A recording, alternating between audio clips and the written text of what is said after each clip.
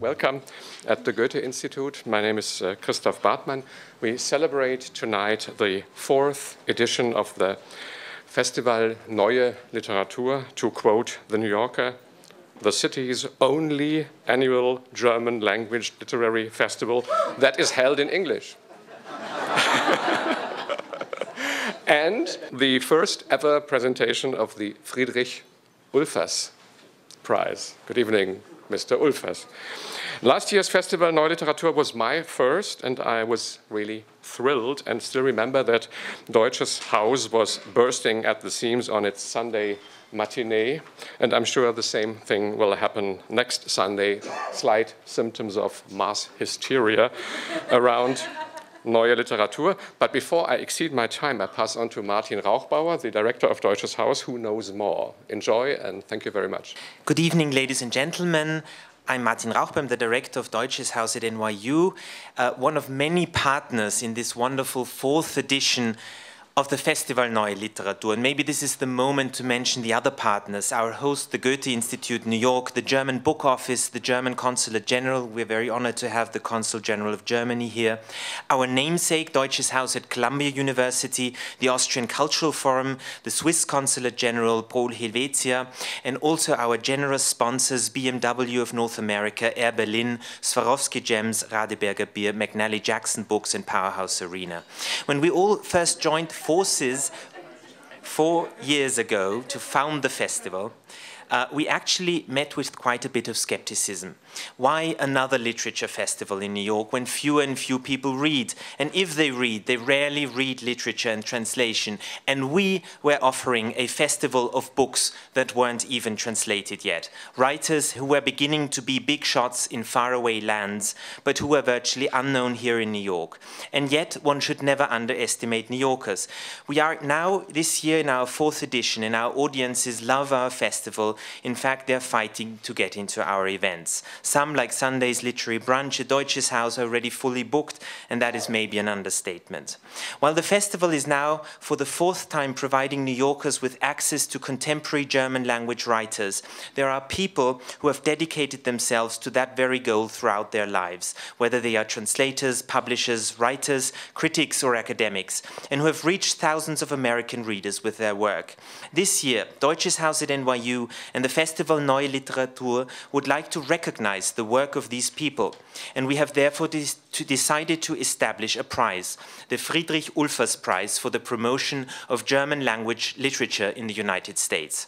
You all know that the first winner of this prize is Carol Brown Janeway, a person who has single-handedly shaped the perception of contemporary German language literature in this country, and we are extremely honored to have her here tonight.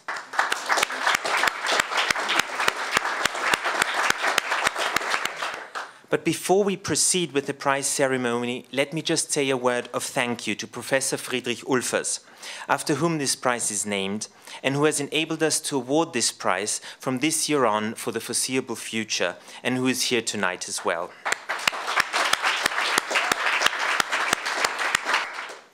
Professor Ulfers is so many things at the same time: a brilliant academic and NYU's German department, a respected administrator, an admired and beloved teacher, one of my predecessors at Deutsches Haus, and if I may say so, a close personal friend. Dear Fred, we all know about your dedication, passion, and love for German language literature. Thank you so much for your incredible support of Deutsches Haus and the Festival Neue Literatur.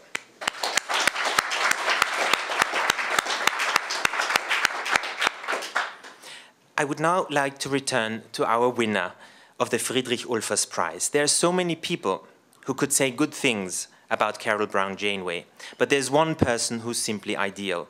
A person who needs little introduction, and you can imagine how thrilled we were when he immediately agreed to come over the Atlantic to New York only for tonight's occasion.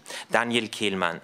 You all know Daniel Kehlmann, the author of Measuring the World. He's famous in the German-speaking world, he's famous here in the United States. And for that latter part, I think it is fair to say that one person was largely responsible for making it happen, Carol Brown Janeway, his translator and publisher. Thank you, Daniel, for coming all the way across the Atlantic to speak about Carol and your very special relationship.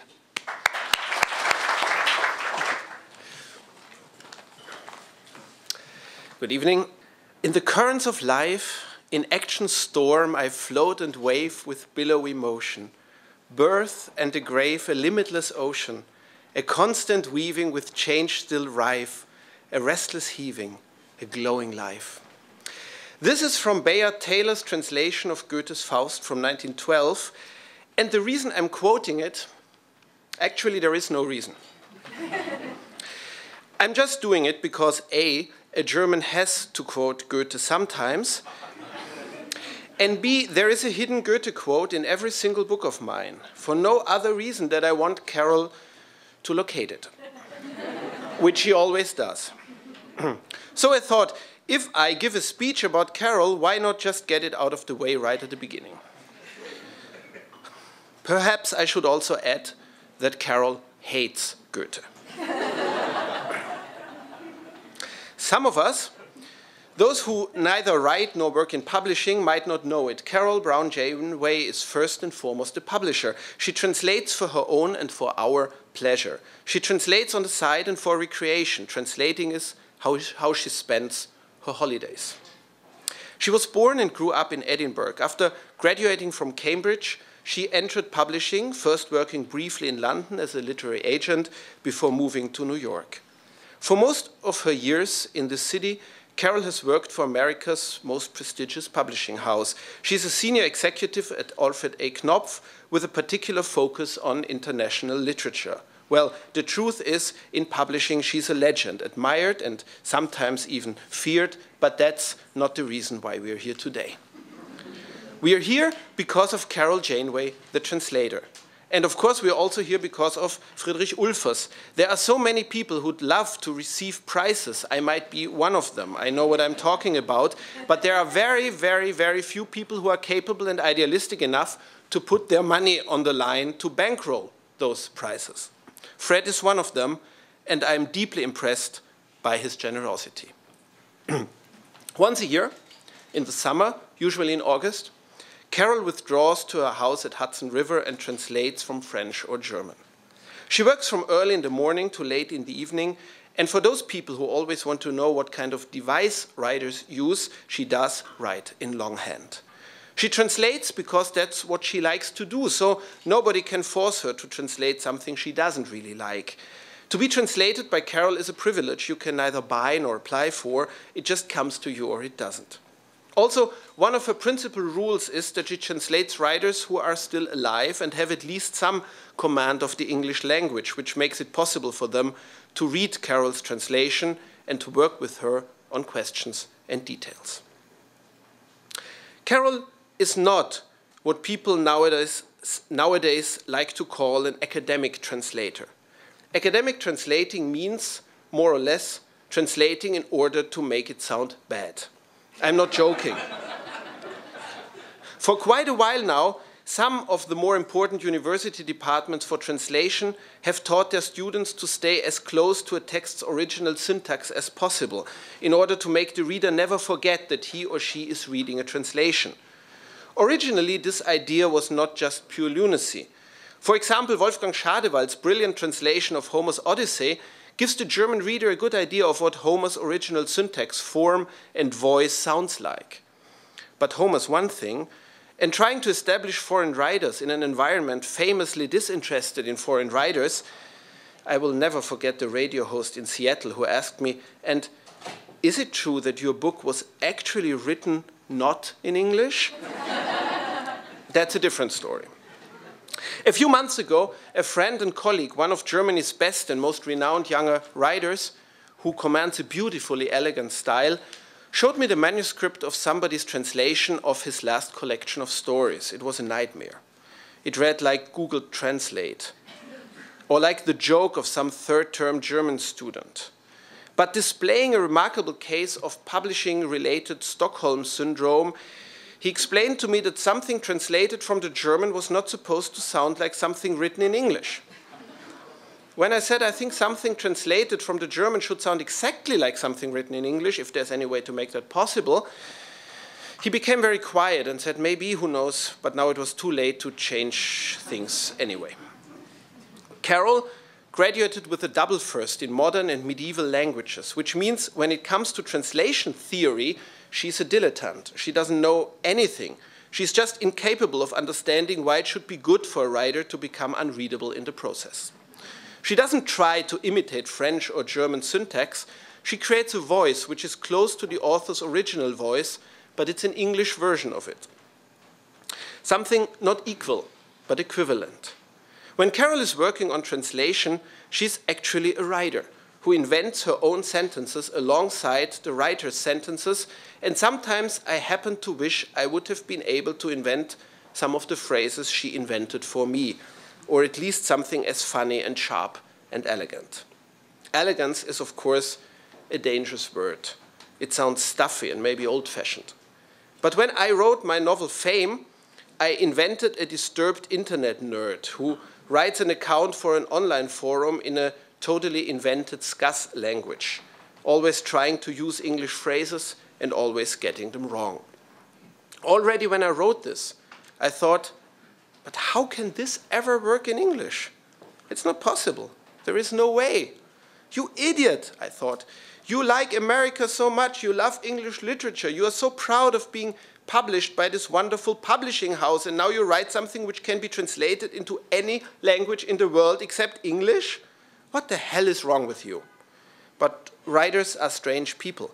They like to contradict themselves, so I continued. And thankfully, Carol wrote to me that she liked the book and would also consider translating it herself, were it not for the Internet Nerd chapter. There's just, she said, no way to do it in English. That's right, I thought, and replied right away, no, absolutely not. It's actually quite easy.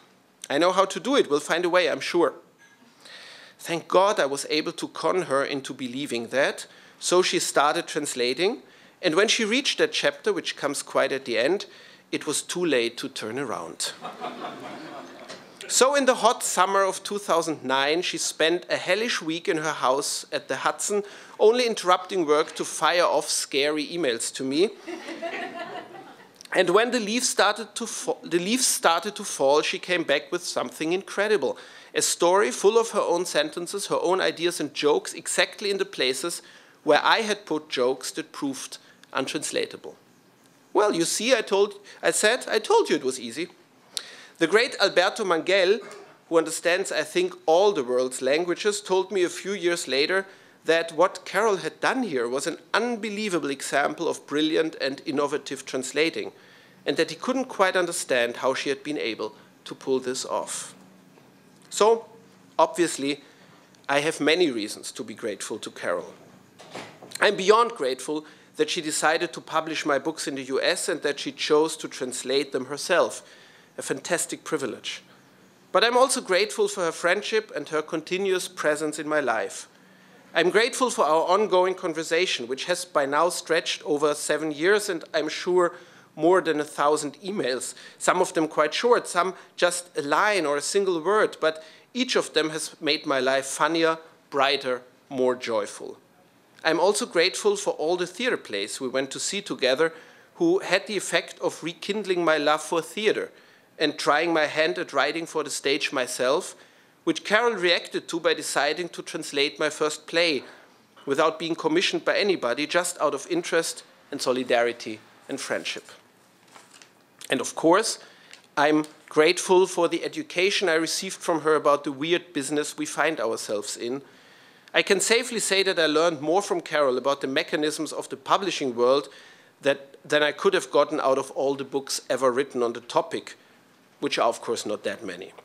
And I'm grateful for her readiness to do unexpected and slightly surreal things, like turning up at the strangest literary festival ever, surrounded by geysers, desperate writers, and weird finger food, or traveling all the way to my first theater premiere in what proved to be maybe Europe's only city without a single bar. That's true. But above all, I cannot even begin to express the amount of my gratitude, of our gratitude. I'm sure I can speak for all the writers who have been translated by her, like Bernhard Schlink, Hans-Ulrich Treichel, Margret de Moor, Jasmina Reza, and Thomas Bernhard. Well, maybe not Thomas Bernhard. Gratitude wasn't something he might have been very interested in. So I cannot even begin to express the amount of gratitude I feel for her turning my books into her books, making them our books. To get her friendship without getting the help of her talent would be a lot, as would be to get the help of her talent without her friendship. But to have gotten both is something I count among the great gifts of my life. Thank you so much, Carol. This is a great prize, and there is no one who deserves it more than you.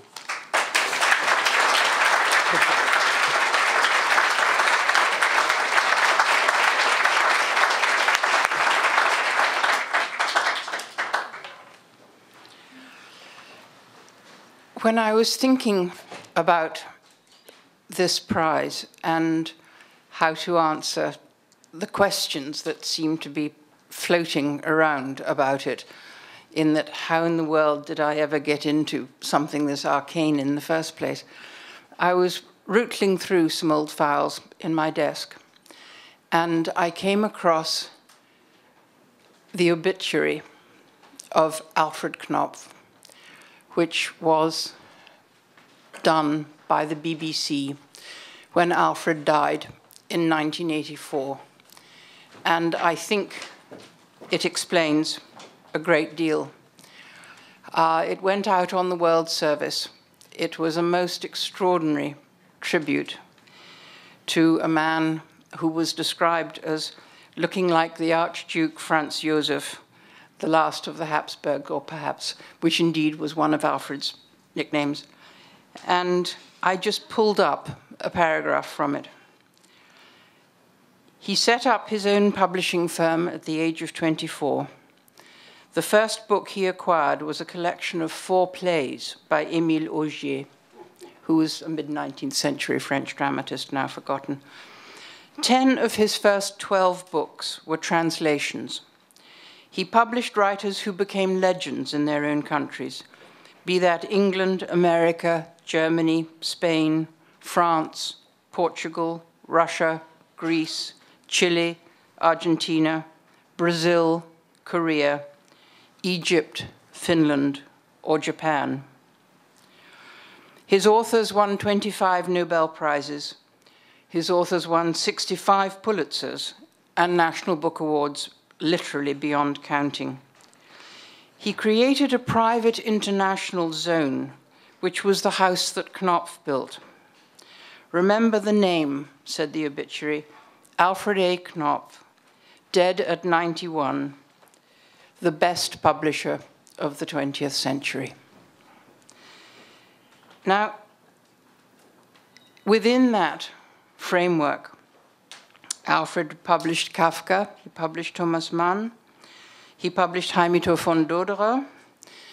In our sister company right next door, we had Günter Grass's The Tin Drum, and we had Hermann Broch, among many, many other authors. So as a young editor starting out, how could you not want to be in the middle of all that? It was simply extraordinary. In the early 1970s, I had come to New York in 1970, and there wasn't a job at Knopf, but the then publisher of Knopf said, come anyway and we'll invent one, and that's how I got there. And I haven't moved ever since. In the early 1970s, of course, Group 47 had already dissolved itself. But after creating a German literature literally again from zero, and with the task of purging the German language of 2 decades of toxic pollution by the Nazis. American readers, of course, know their Grass, they know their Böll, they know some of their Ingeborg Bachmann, they know a little Anders, they know Siegfried Lenz. But I think they don't really understand this one deeper context out of which they came. The task that Group 47 had to set itself in order to start German literature clean again from scratch. 1968 had also, of course, come and gone with its convulsions by the time I got to New York. And again, I think it's not entirely understood necessarily in the international world how different 1968 was in Germany from what it was in other countries because of the task that had to be done. and finally the cleansing of so much of German society of the continuing post-Nazification, really, that went on existing in government and in the law and in the academy and in public life in Germany. But by 1970, the early 1970s, the way was open, the way was clear, and German writers were suddenly finding a new freedom at exactly the same moment as French writers, and French is actually my first language rather than German. The French writers were mired in the sterility of the nouveau roman. So if you were interested in European literature, you were going to be much more inclined to go looking in Germany. The very first German author that I ever bought for Knopf was Lothar Günther Buchheim, who wrote a novel called Das Boot. And I learned an enormous amount from doing that about things that have stuck with me ever since. Das Boot had been edited down from about 3,800 pages of typescript by a brilliant, anarchic German editor-in-chief named Walter Fritzsche. I then persuaded Bob Gottlieb that we had to buy the English language rights. And Bob does not speak German, but always asks questions and listens. And he asked me to describe Buchheim's writing to him. And I said, well, it's clear he's read a lot of Hemingway and he's read a lot of Faulkner. Ah, said Bob. The London publisher of Das Boot, who had bought the rights separately, had already, in splendid London fashion, without consulting anybody, commissioned a translation, which was then in the works. And the person who'd been commissioned did sort of, well, cliched German war thrillers and post-war thrillers. And I knew his work. And I thought this was going to be immense trouble. Never mind, said Bob, we'll commission our own. To the rage of the London publisher, Bob said, you know who we're going to go and get? We're going to go and get Helen and Denver Lindley, who were the last translators of Thomas Mann. So we did, and they translated the book. And two completely different books emerged from that process. The English edition of Das Boot failed completely. It sounded like a World War II B-movie. And the American edition of Das Boot became a much admired bestseller. And since then, when that book has been rebought and republished in London, it is the Lindley translation that has been used. And that, as a first lesson, if you're going to work as an editor and as a translator, is enormously educational. You really come to understand right under your hands what difference certain decisions can take. And it's something that I've never forgotten. So suddenly there is this freedom, there are these writers out there. Thomas Bernhard came. Heinrich Böll was not happy with his American publisher, and Heinrich Böll came, and that was a kind of foundation. And then I discovered Patrick Süskind, I discovered Bernhard Schlink, I discovered other authors, and I discovered the gentleman who is sitting right here. And the rest really is history. It was an absolutely wonderful time in order to be rooting around, looking for things and trying to find voices that were fresh and new and would come over into English. And one day, one listens to one's German publishing friends. One day, Alexander Fest of Rowohlt Verlag said he'd bought this absolutely remarkable novel by a young man who was thinking about Germanness through the double prism of Alexander von Humboldt and Carl Friedrich Gauss.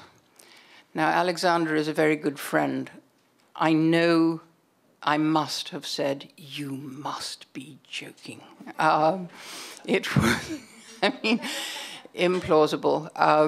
Sonny Mehta, with complete imperturbability, said, "Okay." And that was my discovery of Daniel and Daniel's discovery of me, and we really haven't stopped laughing ever since. This is how these things happen. This is how relationships as between editors and writers and translators and writers get built. And this is what gives one as much pleasure in a working lifetime as anything imaginable, if you watch somebody who can take the German language and make it dance with the wit and the intelligence and the fire that Daniel brings to it. It's a wonderful time to be chasing German writers, and it's a wonderful time to be following German language publishers, because once again, Germany is the crossroads of the entire continent. The Vienna that was undone in World War II will never come again, but publishers in a great curve that runs from Berlin and Hamburg in the north down through Cologne and Frankfurt and Munich and Zurich are where the worlds of writers meet. Romanian writers, Hungarian writers, Polish writers, Czech writers, all the writers of Scandinavia and the Netherlands find an immediate home in German translation. And to read German is to be given access to a whole world of the imagination. Every time I go there, it's with excitement at what I may find, what German publishers have found for all of us. They enrich our lives, and the translations that I do are one small way of saying thank you.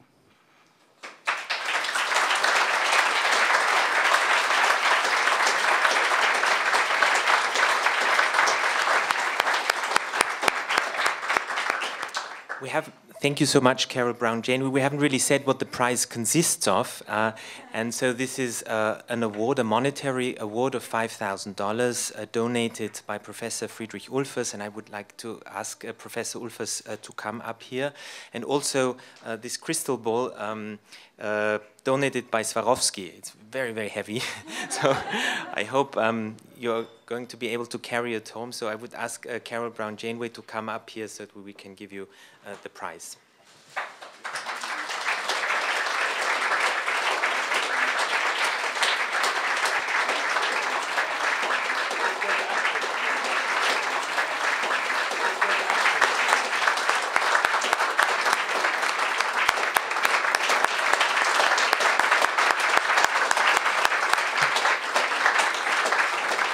So the first part of this evening was about the wonderful new Friedrich Ulfers Prize, and the second part, which will be much, much, much, much, much shorter, is about the Festival Neue Literatur.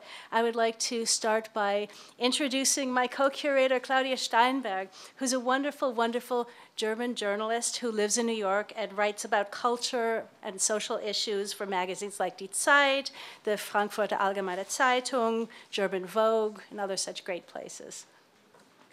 So now I should introduce the wonderful Susan Banowski, who has done this for the third time now, and I was very lucky because she could really help me a lot.